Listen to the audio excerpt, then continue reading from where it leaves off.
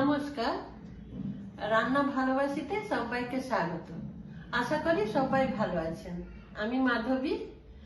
আজ 14ই ফেব্রুয়ারি সরস্বতী পুজো।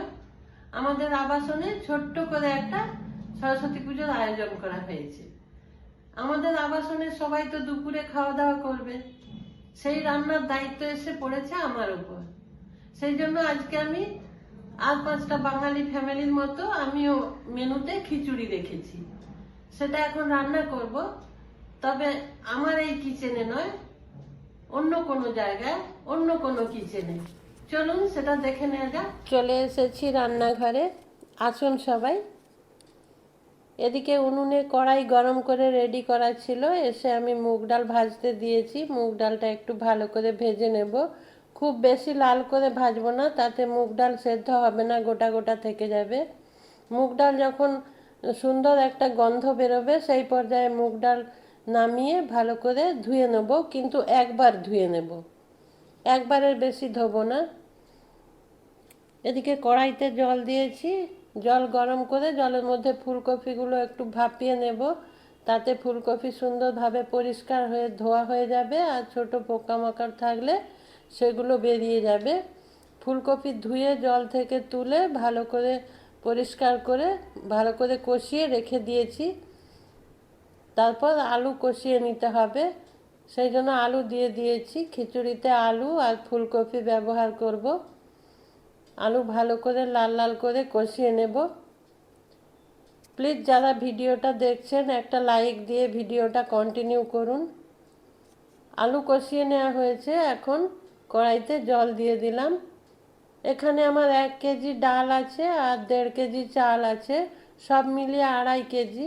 2.5 কেজি চাল ডালের জন্য 15 লিটার জল দিতে হবে। 15 লিটার জল দিয়েছি। জল গরম করে তার মধ্যে মুগ ডাল দিয়ে দিয়েছি। এখন মুগ ডালটা সেদ্ধ করে নেব, তারপর চাল দেব। এখন চাল দেব না, এখন চাল দিলে গোবিন্দভোগ চাল তাড়াতাড়ি সেদ্ধ হয়ে যায়, চাল গলে যাবে। সেই জন্য চালটা একটু পরে দিতে হবে। কোন পর্যায়ে চালটা দেব আমি সেটা বলে দেব, দেখিয়ে দেব। ডাল সেদ্ধর সময় এই যে এইভাবে ফেনাগুলো তৈরি হয়, সেটা তুলে ফেলে দিতে হবে।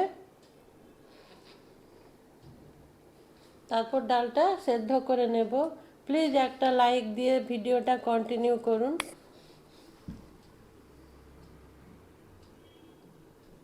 ডাল প্রায় সেদ্ধ হয়ে গেছে, এখন চাল দিয়ে দেব।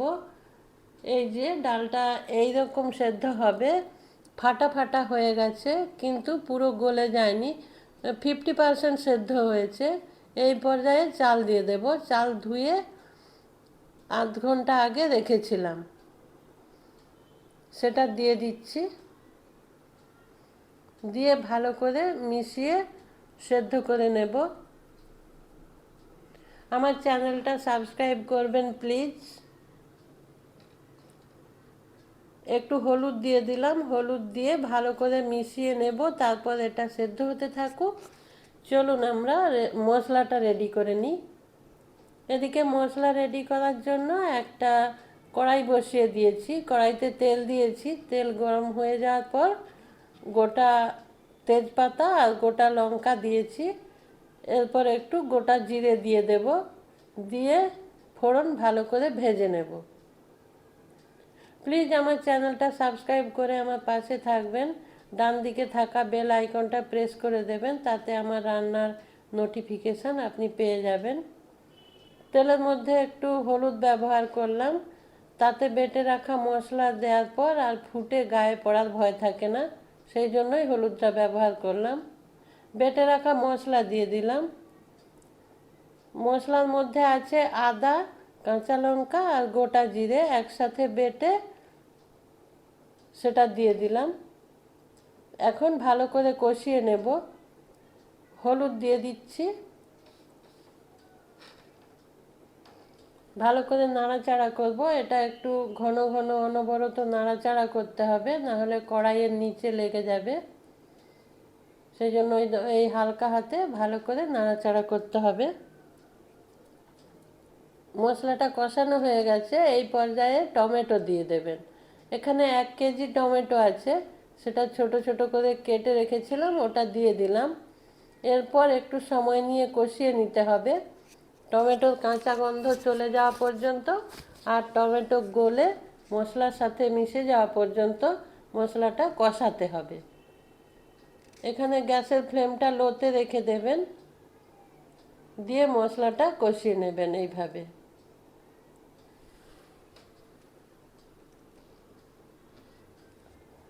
মশলা প্রায় কষানো হয়েছে, এখনো পুরোপুরি হয়ে যায়নি। এই মশলার মধ্যে আমি আর একটা জিনিস ব্যবহার করব, সেটা মটরশুঁটি। এখন লাল লঙ্কার গুঁড়ো দিয়ে দিলাম, দিয়ে আরও একটু কষিয়ে নেব। তারপর মটরশুঁটি ছাড়িয়ে রেখেছি ওটা দিয়ে দেব।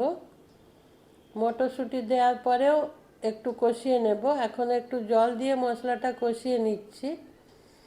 এই যে মটরশুঁটি আমি এখন মশলার মধ্যে ব্যবহার করব, এটা আপনারা চাইলে চাল ডাল সেদ্ধ হচ্ছে ওখানেও মটরশুঁটিটা দিয়ে দিতে পারেন সরাসরি, আবার মশলার সাথে দিয়েও একটু কষিয়ে নিতে পারেন।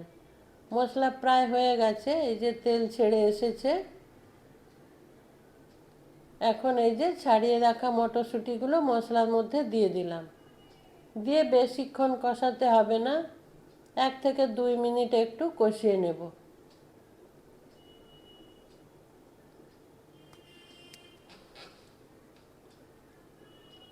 প্লিজ আমার চ্যানেলটা সাবস্ক্রাইব করে আমার পাশে থাকবেন।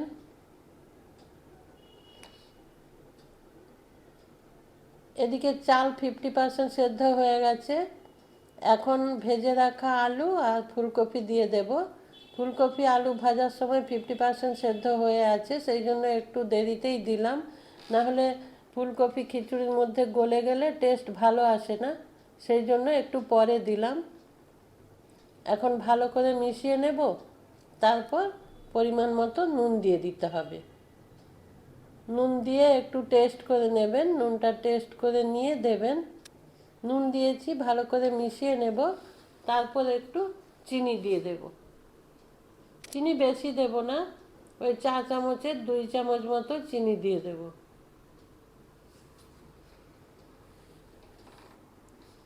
দিয়ে চিনি ভালো করে মিশিয়ে নেব।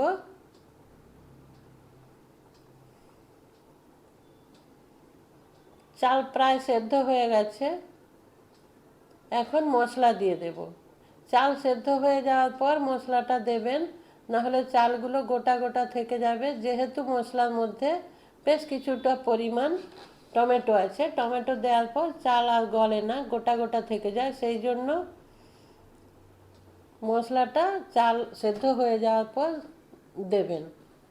মশলা ভালো করে মিশিয়ে নিয়েছি। এই যে খিচুড়ির ঘনত্বটা এরকম থাকবে, খিচুড়ি ঠান্ডা হওয়ার পর আরও একটু ঘন হয়ে যাবে, সেই জন্য এরকম অবস্থায় আমি রান্নাটা কমপ্লিট করব। গরম মশলা আর ঘি দিয়ে রান্নাটা আমি কমপ্লিট করব। গরম মশলা দিয়েছি, ঘি দিয়ে দিলাম, ওগুলো ভালো করে মিশিয়ে নিতে হবে। যারা এখনো পর্যন্ত আমার ভিডিওটা দেখছেন সবাইকে আমার আন্তরিক ধন্যবাদ। প্লিজ চ্যানেলটা সাবস্ক্রাইব করে আমার পাশে থাকুন, তাহলে আমি আরও রান্না করার উৎসাহ পাব। রান্না কমপ্লিট হয়ে গেছে, নামিয়ে নিয়েছে পরিবেশনের জন্য, এখন পরিবেশন করছে। জানি না এত বড় একটা রান্না কেমন হবে, তবে খাওয়ার পর সবাই বলেছিল ভালো হয়েছে। প্রণয় ভাই আর মিতা বোনকে আমার অনেক অনেক ধন্যবাদ। পরিবেশন আমাকে রান্নার প্রথম থেকে শেষ পর্যন্ত সাহায্য করার জন্য, আর আমার হাজবেন্ড আশিসকেও অনেক ধন্যবাদ। নমস্কার, সবাইকে ধন্যবাদ। ভালো থাকবেন সবাই, সুস্থ থাকবেন আর আমার পাশে থাকবেন।